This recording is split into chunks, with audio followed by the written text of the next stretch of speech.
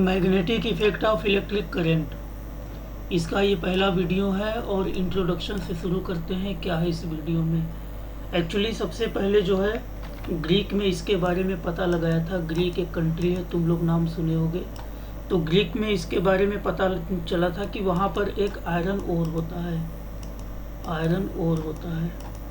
उस iron ore का नाम है मैग्नेटाइट, मैग्नेटाइट। अब ये जो मैग्नेटाइट आयरन ओर है, ये क्या होता है कि आयरन वाली चीज़ों को ये अट्रैक्ट करता है, ठीक है। तो वहाँ से ये शब्द जो है मैग्नेटाइट से जो शब्द निकला वो क्या निकला? मैग्नेटिज्म। यानी मैग्नेटाइट में मैग्नेटाइट जो आयरन ओर है। अब आयरन ओर क्या होता है, ओर क्या होता है, ये तुम लोग थर्ड चैप्टर में दिया हुआ है, पढ़ो जाकर। तो मैग्नेटाइट जो हमारा मटेरियल था आयरन ओर, उसके अंदर जो प्रॉपर्टी थी आयरन मटेरियल को अट्रैक्ट करने की, उस प्रॉपर्टी को बोला गया मैग्नेटिज्म, मैग्नेटिज्म, ठीक है। और मैग्नेटिज्म शब्द से हमारा निकला मैग्नेट। तो ये मैग्नेट है जिसके बारे में हमें पढ़ना है, ठीक है। अब मैग्नेट जो है उस समय बनता था, उसके बाद जो है आयरन और अगर देखा जाए तो ये स्टोन टाइप का ऐसा मैग्नेट निकलता था ज़मीन के नीचे से, इस तरह इरेगुलर शेप का। लेकिन ऐसे मैग्नेट्स तो हमारा काम चलेगा नहीं, तो हमें तो ऐसा मैग्नेट चाहिए कुछ फिक्स्ड शेप वाला। तो इस तरह हम बार मैग्नेट बनाते थे इसी मटेरियल से, ठीक है। और इसको कैसे बनाते थे? इस तरह से हम लोग इसको जो है पीस में डिवाइड कर लेते थे और दूसरे मैग्नेटिक मटेरियल पर इसको रबिंग करते थे। रब माने होता है रगड़ना, कपड़े साफ करते समय रबिंग करते हैं ना, तो उस तरह रब करते हैं। तो इससे इसके अंदर मैग्नेटिक प्रॉपर्टी आ जाती है। तो इस तरह के जो मैग्नेट होते हैं उसको आर्टिफिशियल मैग्नेट बोलते हैं, क्योंकि ये आर्टिफिशियल होता है, मैनमेड होता है, तो आर्टिफिशियल मैग्नेट है। और मैग्नेट देखा जाए तो दो तीन तरह का होता है। तो इस तरह जिसको बार मैग्नेट बोलेंगे, फिर इस तरह हॉर्सशू मैग्नेट होता है यू शेप्ड का, ये तो ये हॉर्सशू मैग्नेट होता है, ठीक है। तो यही इंट्रोडक्शन में इतना ही था। फिर आ गया मैग्नेटिक फील्ड लाइंस। अब मैग्नेटिक फील्ड लाइंस क्या होता है ये हमें देखना है। तो एक्चुअली में क्या होता है कि मैग्नेटिक फील्ड की डिफिनीशन क्या होगी? सपोज करो ये मैग्नेट है, ये मैग्नेट है, ये नॉर्थ पोल है, ये साउथ पोल है। अब इसके आसपास कोई, सपोज करो यहाँ पर हम एक आयरन का नेल लेकर आए हैं, ठीक है। आयरन नेल लेकर आए, ये अट्रैक्ट कर लेगा। इस नेल को हम यहाँ पे रख दें, यहाँ पे रख दें तो क्या अट्रैक्ट करेगा? यानी इसका फील्ड यहीं तक था, तो इसका फील्ड इतना है। यानी इसके बाहर अगर कोई मटेरियल रखेंगे तो वो अट्रैक्ट नहीं करेगा। तो मैग्नेटिक फील्ड की डिफिनीशन क्या हो गई? ये जो मैग्नेटिक फील्ड है इसकी डिफिनीशन क्या हो गई कि द स्पेस और region, the area around a magnet, the area around a magnet within which it influence can be felt, मतलब जिसके अंदर इसके प्रभाव को महसूस किया जा सके। The area around a magnet within which, मतलब जिसके अंदर its influence can be felt, इसके इन्फ्लुएंस को फील किया जा सके, उसको बोलते हैं मैग्नेटिक फील्ड। अब मैग्नेटिक फील्ड लाइंस क्या होता है?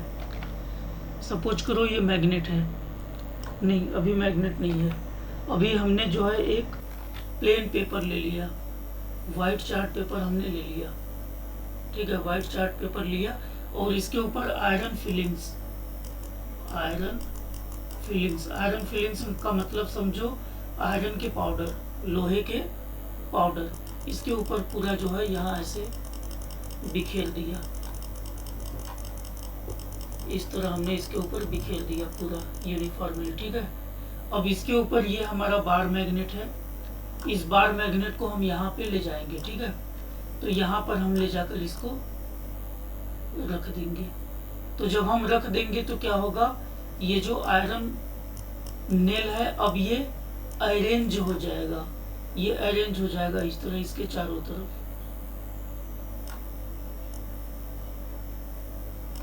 ठीक है। इसके चारों तरफ इस तरह जमा हो जाएगा, अरेंज हो जाएगा।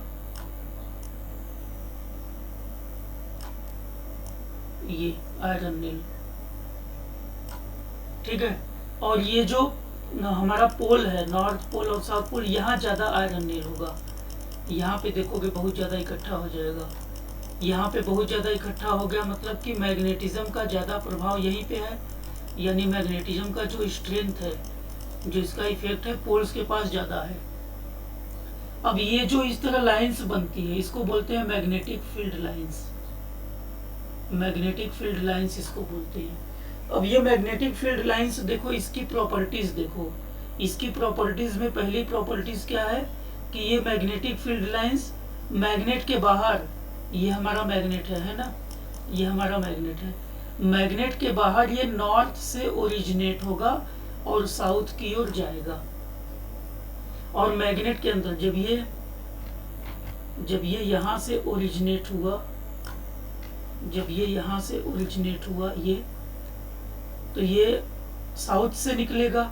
तो मैग्नेट के बाहर ये नॉर्थ टू साउथ डायरेक्शन होता है और मैग्नेट के अंदर साउथ टू नॉर्थ डायरेक्शन होता है।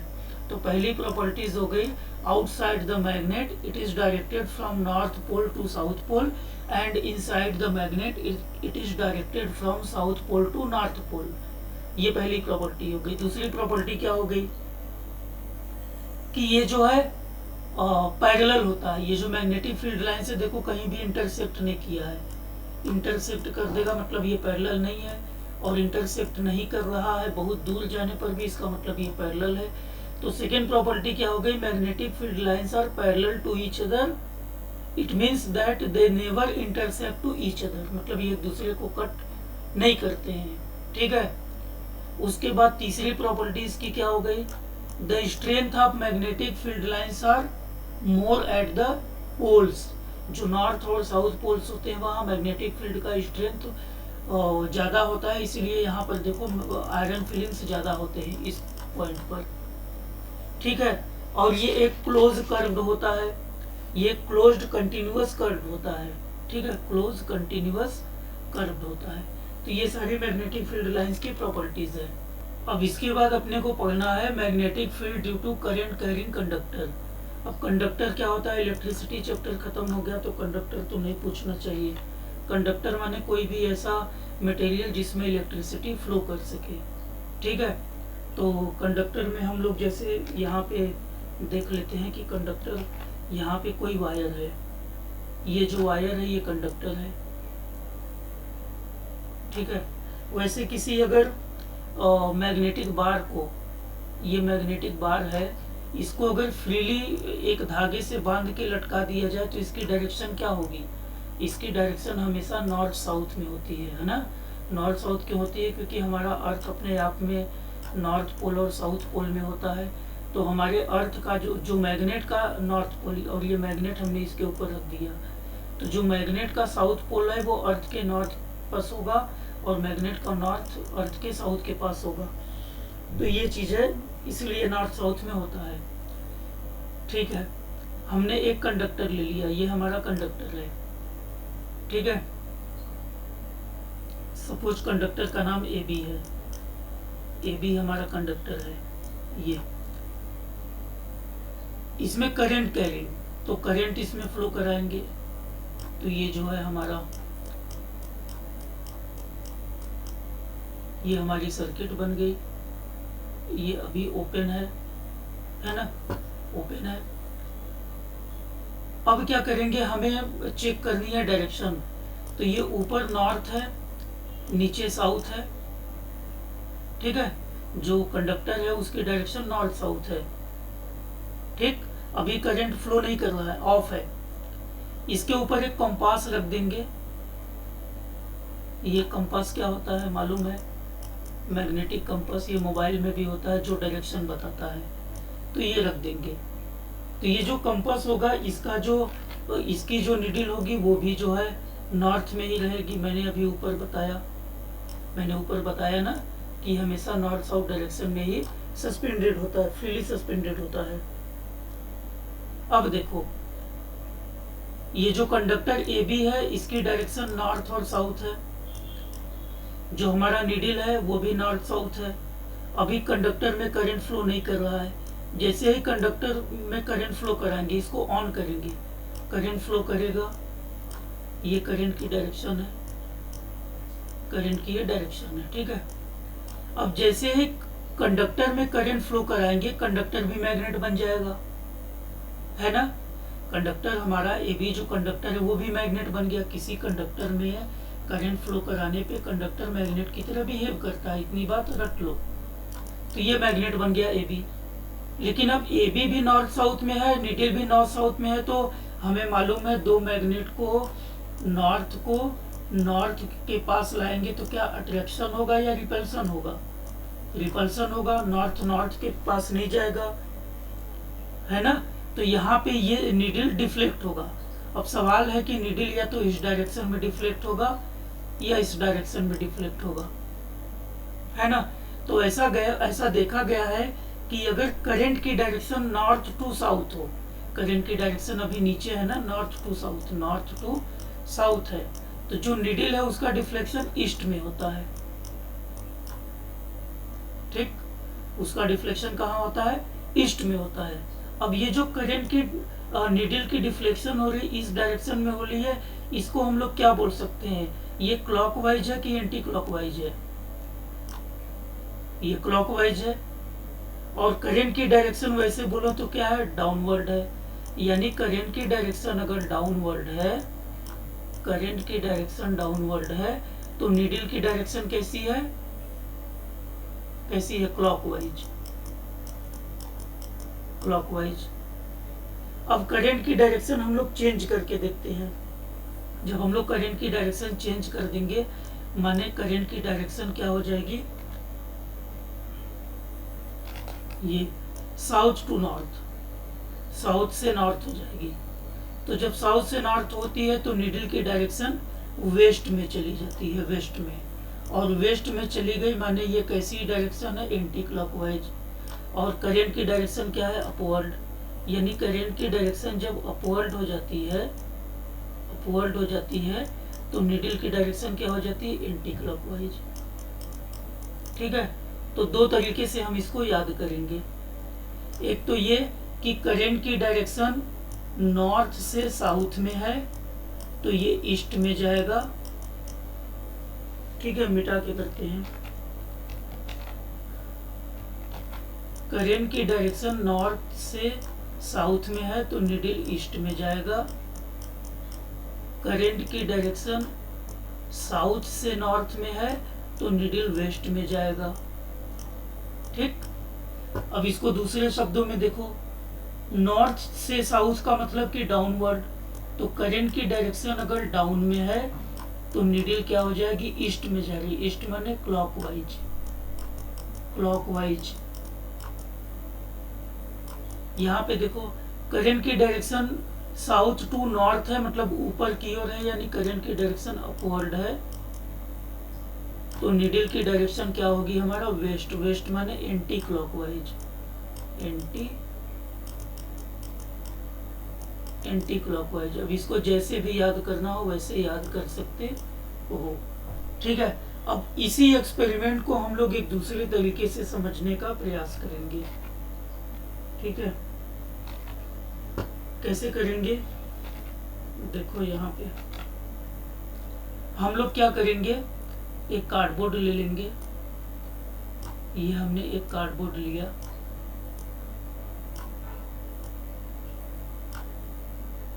ये कार्डबोर्ड लिया, ठीक है। इस कार्डबोर्ड में कर देंगे हम होल। हमने कार्डबोर्ड में होल किया और एक कंडक्टर को इसके अंदर डाल देंगे, ठीक है। ये कंडक्टर हमने इसके अंदर डाल दिया, ये,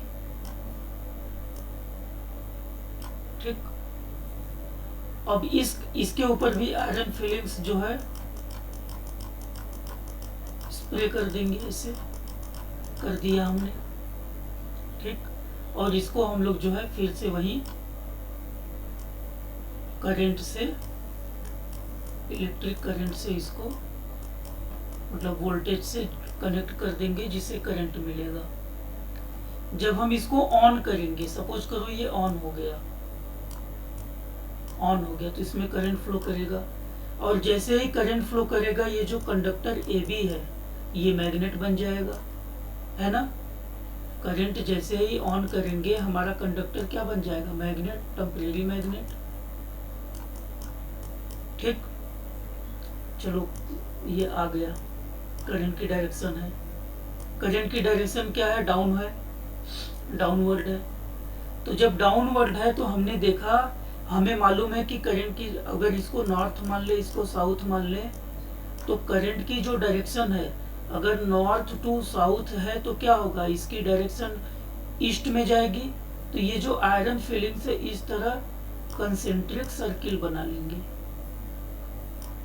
यहाँ इस तरह आयरन फिलिंग्स सर्किल में अरेंज हो जाएंगे ये। और इसकी जो डायरेक्शन होगी, मैंने बताया कि ये क्या होगी, ईस्ट में। ईस्ट माने, अब देखो ये ईस्ट माने क्या है, क्लॉकवाइज, क्लॉकवाइज है ना, यानी करंट की डायरेक्शन। इसका मतलब हुआ करंट की डायरेक्शन अगर डाउन में है, डाउन में है तो हमारा मैग्नेटिक लाइंस कैसा होगा, magnetic field lines, magnetic field lines ये कैसा होगा, ये हमारा क्लॉकवाइज होगा, क्लॉक, CLOCK, क्लॉकवाइज, इसकी डायरेक्शन होगी क्लॉकवाइज। अब हम जो है करंट की डायरेक्शन चेंज कर देंगे, करंट की डायरेक्शन हमने चेंज कर दी। अब ये साउथ से नॉर्थ हो गया, साउथ से नॉर्थ हो गया माने अपवर्ड डायरेक्शन होगा। तो जब ये अपवर्ड हो जाएगा, करंट की डायरेक्शन अगर अपवर्ड हो जाएगी, इसे खींच दो, करंट की डायरेक्शन अगर अपवर्ड हो जाएगी तो हम देखेंगे इसकी डायरेक्शन जो है एंटी क्लॉकवाइज हो जाती है, एंटी क्लॉकवाइज। तो जो पीछे मैंने बताया था वही चीज ये भी है, एंटी क्लॉकवाइज। ठीक है, ये इतना समझ में आ गया तो मेरे ख्याल से magnetic effect of electric current का आधा चीजें समझ में आ गई। अब इसको याद कैसे करते हैं, देखो डाउनवर्ड का जो डी है और क्लॉकवाइज का जो सी है, दोनों कॉन्सोनेंट है, यानी व्यंजन है, दोनों कॉन्सोनेंट है। इंग्लिश लैंग्वेज में चले जाओ, कॉन्सोनेंट। और अपवर्ड का जो यू है, एंटी क्लॉकवाइज का जो ए है, दोनों वॉवेल है। तो वैसे कभी भूलोगे नहीं। तो दो तरीका मैंने बता दिया, नॉर्थ से साउथ है तो ईस्ट होगा, साउथ से यहाँ, साउथ से नॉर्थ है तो वेस्ट होगा, एक ये तरीका है। दूसरा मैंने बता दिया कि डाउन है तो क्लॉकवाइज डी, और डाउन का डी, क्लॉकवाइज का सी, दोनों कॉन्सोनेंट है। अपवर्ड है तो एंटी क्लॉकवाइज होगा, अपवर्ड का यू, एंटी क्लॉकवाइज का ए, दोनों वावेल है। इससे भी अगर याद नहीं होता है तो एक और है तरीका, एस।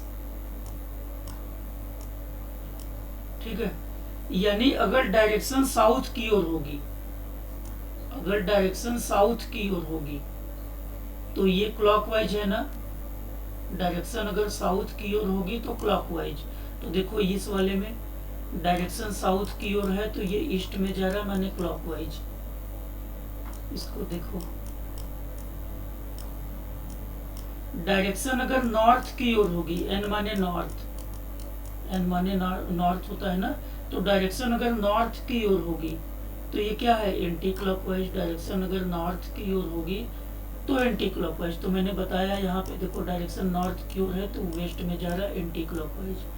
तो ये तीन तरीके बता दिए इसको याद करने के, इसको याद कर लो, समझ लो। इसमें दो तीन बातें हैं कि अब ये जो डिफ्लेक्शन होता है ये दो तीन चीजों पे डिपेंड करता है। एक तो स्ट्रेंथ ऑफ करंट, अगर करंट की स्ट्रेंथ बढ़ाएंगे तो ये ज़्यादा तेजी से डिफ्लेक्ट होगा, अगर नीडल होगा तो ज़्यादा डिफ्लेक्ट होगा, अगर आयरन फिलिंग्स है तो वो ज़्यादा क्लोज बनेंगे। ठीक है, दूसरी बात कि जो ये डिस्टेंस है, अगर कंपास को कंडक्टर से जितनी दूर ले जाएंगे डिफ्लेक्शन उतना कम होगा। जो हम लोग जैसा कि समझ चुके कि अगर डायरेक्शन नॉर्थ टू साउथ होगी तो हमारा ईस्ट में जाएगा, मतलब कि डायरेक्शन अगर डाउनवर्ड होगी करंट की डायरेक्शन तो हमारा जो मैग्नेटिक फील्ड लाइंस क्या होगा, क्लॉकवाइज होगा। ठीक है, डायरेक्शन अगर साउथ से नॉर्थ जाएगी, साउथ से नॉर्थ जाएगी मानी अपवर्ड, तो करंट की डायरेक्शन अगर अपवर्ड होगी तो मैग्नेटिक फील्ड की डायरेक्शन क्या होगी, एंटी क्लॉकवाइज, यानी कि वेस्ट में। इतना समझ गए। इस वाले से भी समझ गए थे, एस माने साउथ। अगर करंट की डायरेक्शन साउथ में है, करंट की डायरेक्शन साउथ में है तो ये क्लॉकवाइज होगी। और करंट एन से, एन माने नॉर्थ, करंट की डायरेक्शन अगर नॉर्थ में है तो एंटी क्लॉकवाइज होगी मैग्नेटिक फील्ड लाइंस की डायरेक्शन। अब इसमें मैं ये बता रहा था कि जो मैग्नेटिक फील्ड लाइंस होते हैं वो क्या होते हैं। तो magnetic field lines around a straight conductor currents concentric circle, मैंने बताया था ना ये कार्डबोर्ड होता है।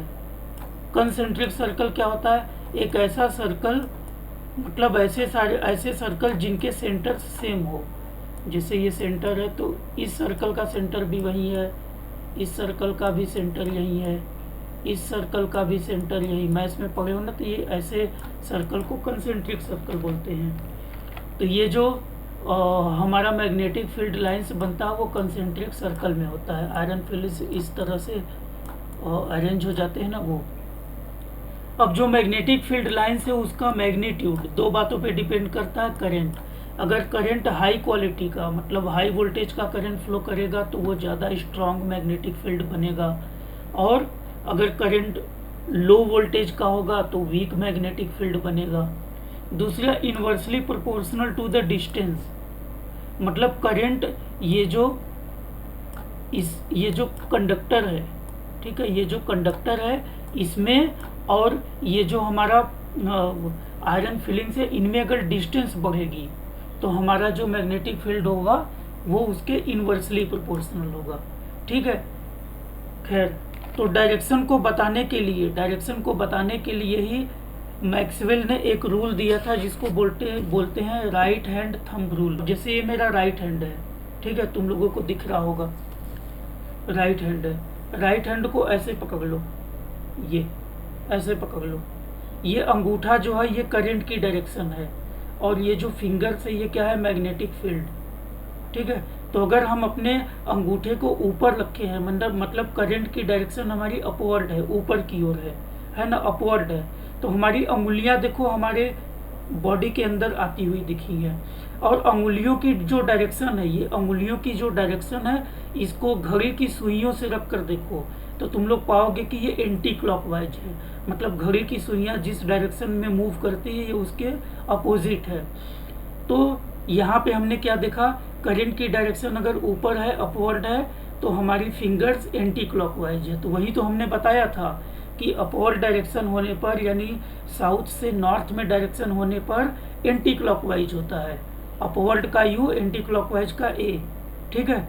फिर इसको उल्टा करो, इसको उल्टा किया, अब अंगूठा हमारा डाउनवर्ड है, नीचे की ओर है, मतलब करंट की डायरेक्शन हमारी डाउन है।